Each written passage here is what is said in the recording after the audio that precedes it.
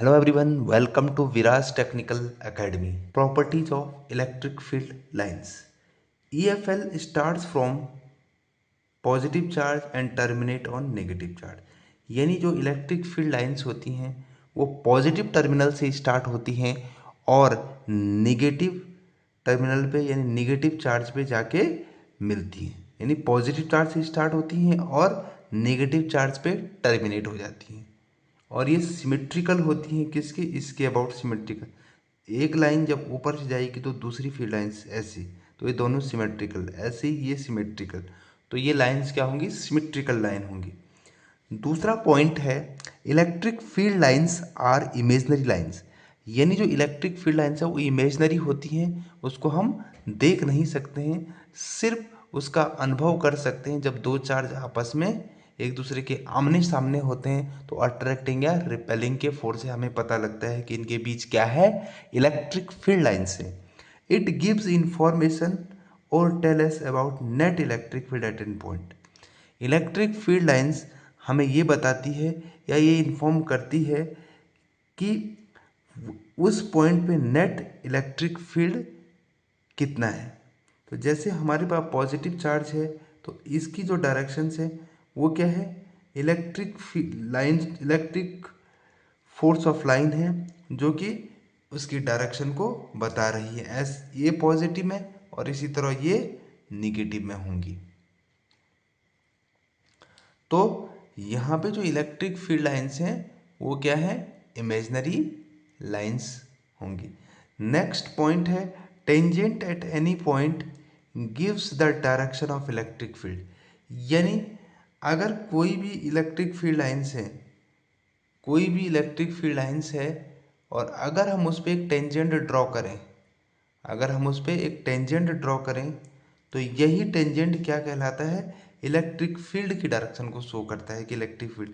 ऐसे एक टेंजेंट यहाँ पे, ऐसे ही टेंजेंट अगर यहाँ पे खींचा जाए तो ये इलेक्ट्रिक फील्ड की डायरेक्शन को बताता है कि उस पर किस किस डायरेक्शन में इलेक्ट्रिक फील्ड लाइंस है।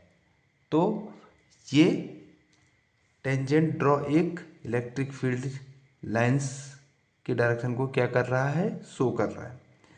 नेक्स्ट पॉइंट है closer field lines indicate strong electric field and widely field lines indicate weak electric field. इसका मतलब ये हुआ कि जहाँ पे फील्ड लाइंस, जहाँ पे इलेक्ट्रिक फील्ड लाइंस,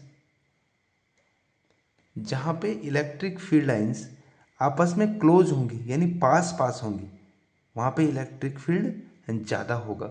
और जहाँ पे दूर दूर होंगी वहाँ पे इलेक्ट्रिक फील्ड कमज़ोर हो जाएगा यानी कम होगा। इसलिए यहाँ पे E A is greater than E B. तो क्लोजर लाइंस होंगी यानी क्लोजर फील्ड लाइंस होंगी तो इलेक्ट्रिक फील्ड स्ट्रांग होगा, और वाइडर फील्ड लाइंस होंगी तो क्या होगा, वीक फील्ड होगा। नेक्स्ट पॉइंट है field lines do not form close loop because originate from positive charge and terminate on negative charge. अब क्या होगा, यहाँ पे एक पॉजिटिव चार्ज और एक नेगेटिव चार्ज, तो इसमें ऐसा नहीं होता है कि यहाँ से निकली और फिर यहाँ वापस आ गई, यानी ये क्लोज लूप नहीं बनाता है। क्यों, क्योंकि जब पॉजिटिव से निकलेगा ये, इस चार्ज से, पॉजिटिव चार्ज से फील्ड लाइंस निकलने के बाद इसके ऐसे करके और यहाँ से इसमें क्या हो जाती हैं, टर्मिनेट हो जाती है। उसी तरह से यहाँ से निकलने के बाद इसमें टर्मिनेट हो जाती है। तो इसका मतलब है कि इस चार्ज से निकल के इसमें समा जाएंगे, लेकिन अगर ये चार्ज नहीं है तो इलेक्ट्रिक फील्ड लाइंस इन्फिनिटी में चली जाएंगी। ओके।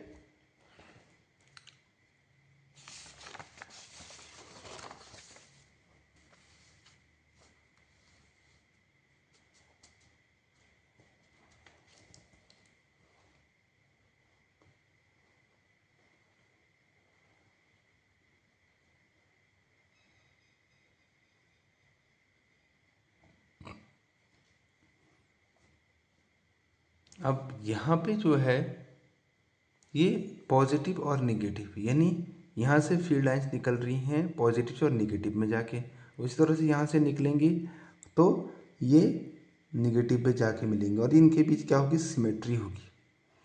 और अगर कोई भी एक सिंगल चार्ज है तो फील्ड लाइंस निकल के यहाँ से ऑरिजिनेट होंगे और इन्फिनिटी पे जाके मिलेंगी। तो ये इसका मतलब है। ओके, नेक्स्ट पॉइंट है number of field lines represent the magnitude of charge, means a large charge is represented by greater number of field lines।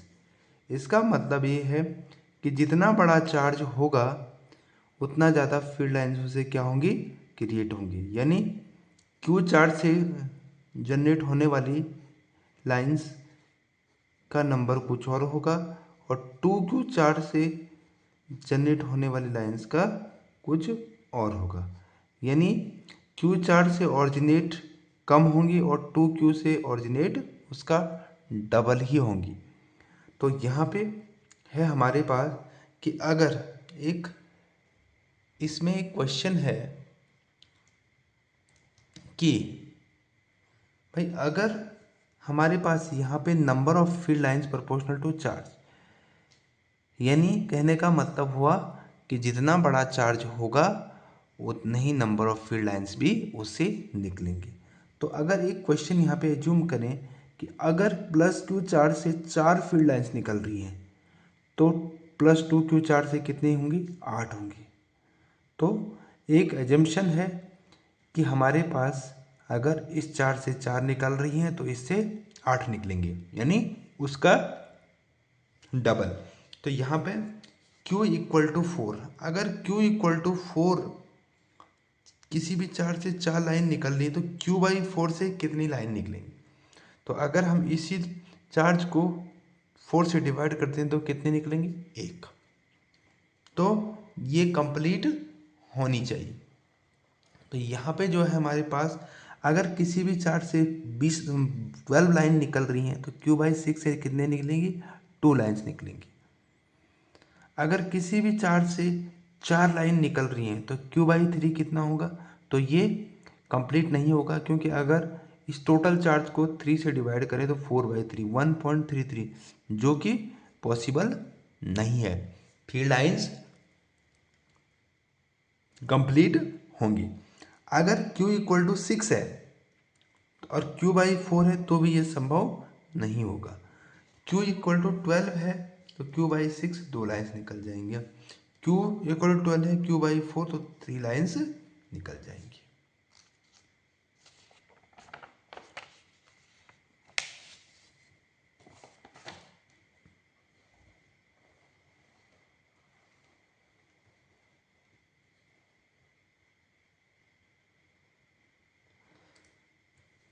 Next property है इलेक्ट्रिक फील्ड लाइंस की कि relative density of field lines at any point gives the magnitude of electric field. तो अगर किसी surface area से यहाँ पे 4 lines निकलती हैं तो उसका इलेक्ट्रिक फील्ड हमने E0 माना है। उसी तरह से अगर इस सरफेस एरिया से 8 लाइन निकलती हैं तो उसका इलेक्ट्रिक फील्ड क्या हो जाएगा, डबल। तो relative density of field lines is proportional to number of lines.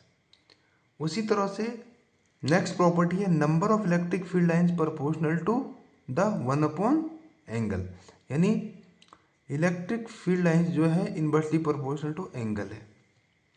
कैसे, यहाँ पे देखते हैं कि यहाँ पे एक चार्ज A है Q और Q, यानी यहाँ पे जो B चार्ज है वो बड़ा है और A चार्ज क्या है, छोटा है। तो यहाँ पे जो है जहाँ पे चार्ज ज़्यादा होगा यानी नंबर ऑफ फील्ड लाइंस वहाँ पे ज़्यादा होंगी और जहाँ पे चार्ज की वैल्यू कम होंगी यानी नंबर ऑफ फील्ड लाइंस कम हो जाएंगी। तो less number of field lines, और जहाँ पे less number of field lines होगी यानी वो दूर दूर होंगी, कहाँ पे होंगी, दूर दूर होंगी, तो एंगल उनके बीच क्या होगा, बड़ा होगा। और जहाँ पे नज़दीक होंगे तो एंगल क्या होगा, छोटा होगा। ओके, इसलिए theta is greater than theta B. अब जो नेक्स्ट प्रॉपर्टी है, वो नेक्स्ट प्रॉपर्टी क्या है, number of field lines perpendicular to the conductor surface. तो जो नंबर ऑफ फील्ड लाइंस हैं वो किसी भी अगर ये कंडक्टर का सरफेस है, ये कंडक्टर है और इसका सरफेस, तो जो फील्ड लाइंस है वो इसके परपेंडिकुलर निकलेंगी हमेशा, वो इसके परपेंडिकुलर क्या होंगी, निकलेंगी इस तरह से। तो सबसे बड़ी बात ये है यहाँ पे कि हमेशा जो ये फील्ड लाइंस हैं वो क्यों परपेंडिकुलर निकलती है, तो उसको देखते हैं। अगर मेरे पास यहाँ पे कोई कंडक्टर है,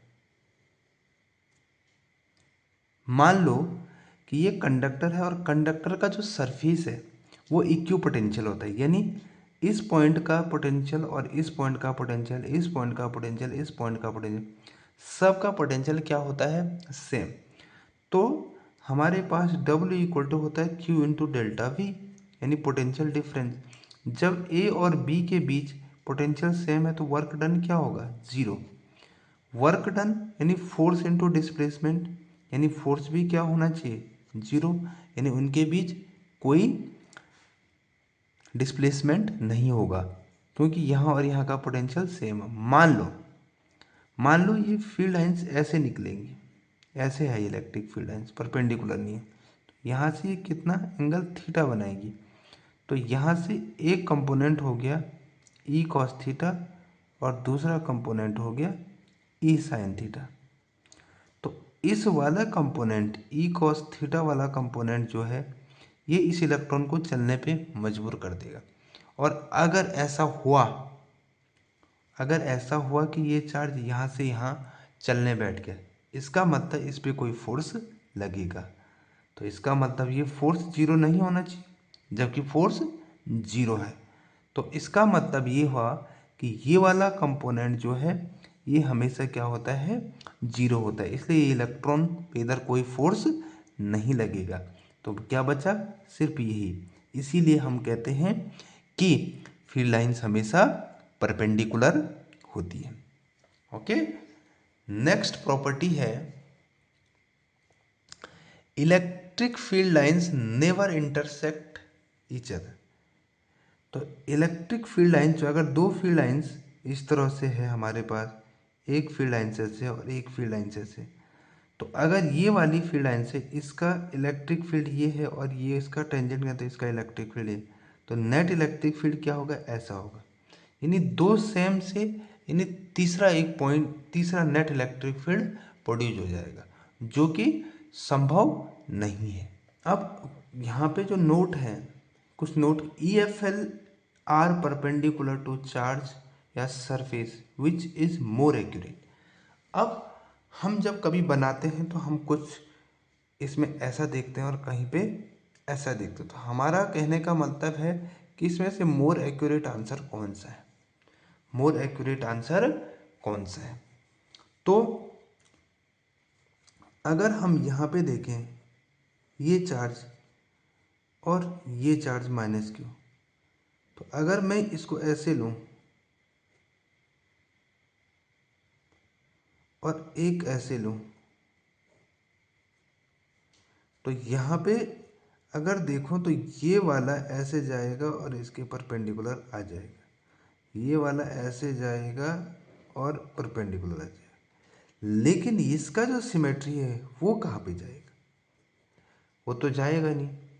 तो इसीलिए यहाँ पे जो है सिमेट्री कंप्लीटली नहीं बन रही है, जबकि इसमें क्या बननी है, सिमेट्री बननी है। इसलिए ये वाला जो है वो मोर एक्यूरेट नहीं होता है, यानी इस तरह से लाइंस को शो करना वो टेक्निकली गलत है। इस तरह से देख लेते हैं कि अगर मेरे पास एक चार्ज क्यू ये है और एक माइनस क्यू ये है, तो यहाँ पे हमने एक ऐसे कर रखा है ये परपेंडिकुलर और दूसरा ऐसा ये परपेंडिकुलर, उसी तरह से एक ऐसा परपेंडिकुलर और एक ऐसा परपेंडिकुलर, यानी ये परपेंडिकुलर, ये परपेंडिकुलर, ये परपेंडिकुलर। अब यहाँ से ऐसे ये तो जाएगी ऐसे, ये परपेंडिकुलर, तो इसका मतलब इसका सिमेट्री ये हो गया। और ये बीच में ऐसे होना चाहिए। उसके बाद दूसरे का सिमेट्री ऐसे और यहाँ पर परपेंडिकुलर गिर जाएगा। उसी तरह से ये ऐसे करके और ये ऐसे ऐसे परपेंडिकुलर गिर जाएगा, और उसी तरह से ये भी ऐसे आके ऐसे ये परपेंडिकुलर। तो इसका मतलब है कि ये क्या है, सिमेट्री। ये क्या हो गई, सिमेट्री, इसलिए ये मोर एक्यूरेट माना जाता है। तो यहाँ पे इस तरह से हमारा एक ये कॉन्सेप्ट पता लगता है कि इलेक्ट्रिक फील्ड लाइंस को शो करने का ये तरीका गलत है और ये ज़्यादा अच्छा है।